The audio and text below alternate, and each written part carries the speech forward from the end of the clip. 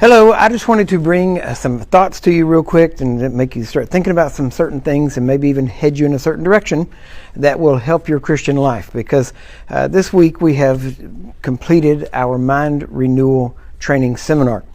And one of the things that always comes up in the middle of the mind renewal, at least in my mind, is, okay, it shouldn't take 20, 30, 40, 50 years to get your mind renewed. We need to have a process in which you can renew your mind, obviously, as quickly as possible. Now, most people will not do what it takes to renew their mind as quickly as possible. And you say, well, why do I need to do that? Well, Romans 12, 1 and 2 actually tells us that we need to have our minds renewed so that our lives can be transformed. See, without renewing the mind, you can't even really transform your life. Your life will not change. That means you have to think differently before you will live differently. And so the Mind Renewal Training Seminar is geared toward helping you think differently so you can live differently. And so in Romans 12, Paul tells us that we are not to be conformed to this world, but to be transformed by the renewing of our mind, which tells us if your mind isn't, maybe if it's not, totally transformed. Let me say it this way. To the degree that your mind is transformed, or that your mind is renewed, let me get the terminology correct, to the degree that your mind is renewed, your life is transformed.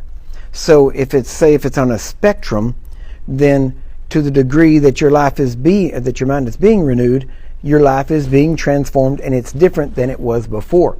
So that's how important it is. Now, it also says so that first off, it tells you not to be conformed to this world, which means if your mind is not being renewed, you are conforming to this world.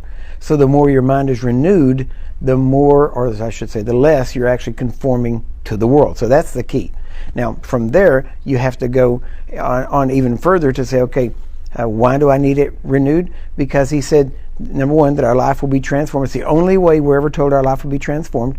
And then he says, so that you can prove what is that good, acceptable, and perfect will of God. So until your mind is renewed, you can't even prove the will of God in your life. Now, I know, well, I don't have time to go into it too much further at this point, but we just want to get you thinking. Start renewing your mind. And maybe we'll talk more about it, or you can get hold of the Mind Renewal Training anyway and find out how to renew your mind. So, till next time, God bless you.